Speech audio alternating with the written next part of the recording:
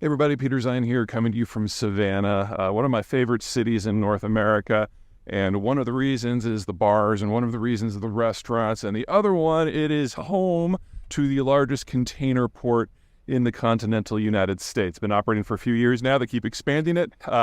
You're looking at here one of the most medium-sized ships. The supers do come through here. They just have a problem getting through that bridge there. All right, it's raining. We're going to do the rest of this inside. Sorry, I got waylaid by the client and couldn't do the rest of this one from Savannah, so I'm back home.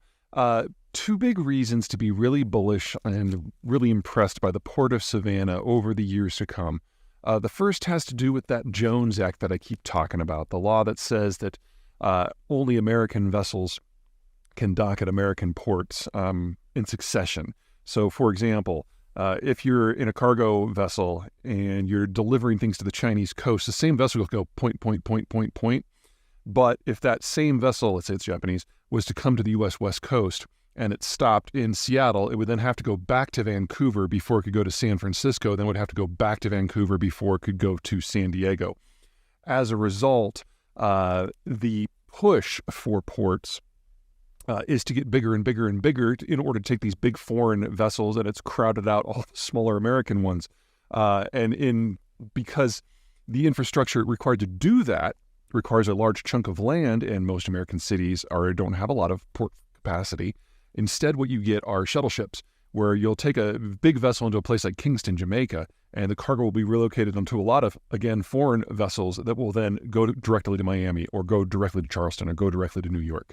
And as a result, the Jones Laws has just completely hollowed out the American maritime space. Savannah is the first location in the United States since 1920 to manage to build a super container port.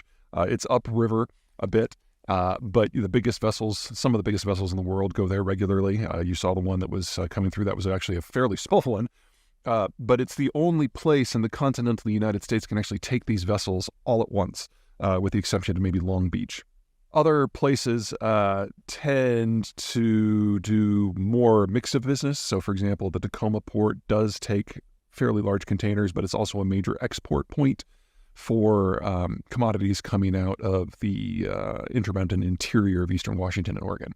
Anywho, bottom line is, as long as we have these very, very large container ships, which are the norm for international trade right now, Savannah is really the only place in the United States that can take them on the East Coast at all. New Jersey just isn't up to snuff in that regard. So that's issue number one. Issue number two, if we're moving to a deglobalized period, we're going to have a lot of different patterns here, and our interactions with the Mexicans are going to become much more robust.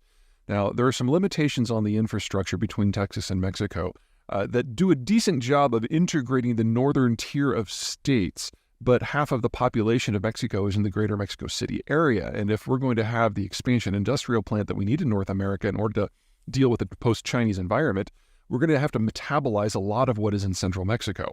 Now, there are two ways you can do this. The first one is to build a really robust multimodal roads and rail system going from the border all the way down into the Mexico City core. We should definitely do that.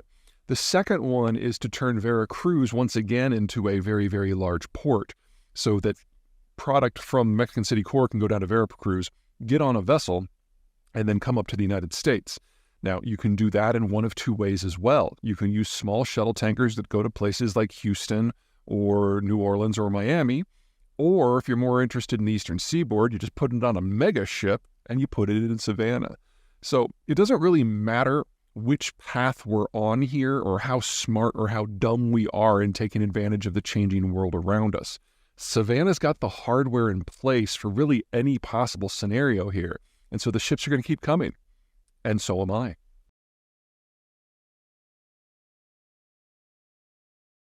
Hey everybody, Peter Zeihan here, coming to you from northern Indiana at the NIPSCO coal power plant. That is not a nuclear cooling tower, it's just coal cooling tower. This power plant is on schedule to be decommissioned around 2025 and then replaced with wind and solar. But I don't know how many of you guys have been to northern Indiana, but this is neither a windy nor sunny area. More to the point, if things go with the Chinese and to a lesser degree the Europeans in the direction that I think it's going to, and if the Americans decide they still want stuff, the industrialization wave that's coming here is going to be unlike anything we've seen before. And it'll be a lot faster than what we did in World War II. But it also means that we need to generate a lot more electricity wherever that comes from, because manufacturing takes more power than services, and doing the processing for things like lithium and steel and the rest takes a lot more power than it does for normal manufacturing. So we need to conservatively increase the power plant in the country and transmission capacity by at least half. So not saying that coal's the future or anything like that. I'm just saying we need a lot more.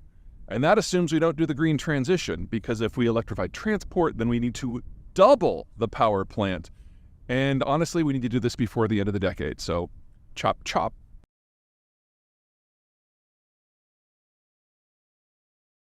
Everybody, good morning from a chilly Colorado. A lot of you have written in with some questions about what's going on with the cartels, since it's something I haven't talked about in a little bit.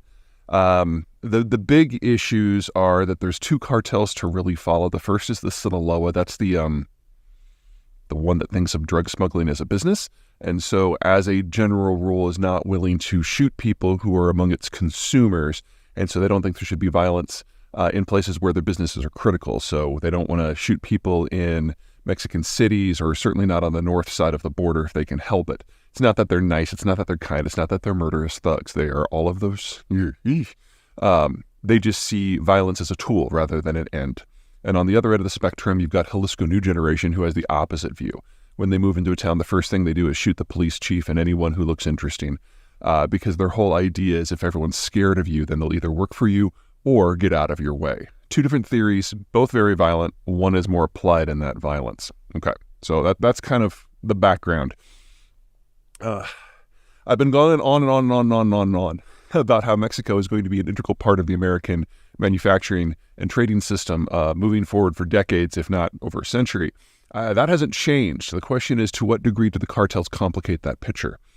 Not as much as you might think. The cartels are into things that fit one of two categories. One are small, have high value, and are easy to fit into a backpack and smuggle. Obviously, narcotics fall into that category. Methamphetamines falls into that category. Or they want industries that they can push a lot of cash through in order to launder it. And that takes them into things like real estate or avocados, where there's a very clear business on the other end that is integrated into the broader system. So those are kind of the two types of businesses they go for. Anything else gets a little complicated for them because it's not their skill set. And when it comes to interfering with trade, it doesn't really work. So if they were to go into, say, a manufacturing facility in Nogales and try to take over, it's not like they would know how to operate it. They would be just a protection racket, and that would mean they'd have to be there presently all the time. Assuming that Mexican law enforcement couldn't deal with that, I think they could, then the American investors in that factory would probably lose interest and the whole thing would shut down. So there's no profit center there. They could raid things that are going in and out of the facility, but manufacturing in Mexico, as a rule, deals with intermediate manufacturers. So you're not dealing with a lot of finished cars or even finished carburetors. You're dealing with things like spark plugs and casings and seat linings.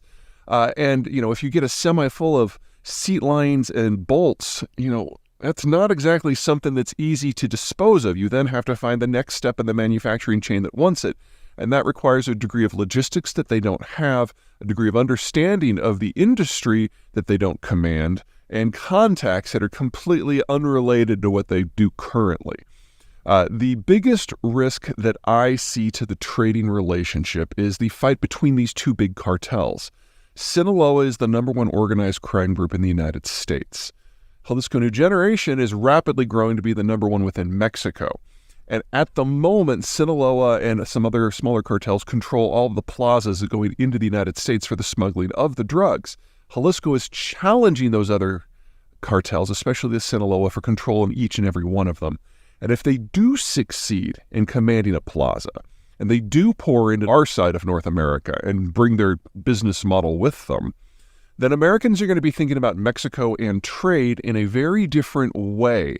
Now, that hasn't happened yet. They've been trying to get into this country for 3 years now, and organizationally, they're just not nearly as competent as the Sinaloa, even after their leader, El Chapo, was arrested, extradited, and sentenced to prison forever. It's just a very different mindset. But if you're going to worry about something in the trade relationship, I think that's the number one concern. So far, it's proven manageable. So far, the culture clash, if you will, is working for us. But that would still be the danger spot. All right, I'm going to go inside. It's cold out here. Bye.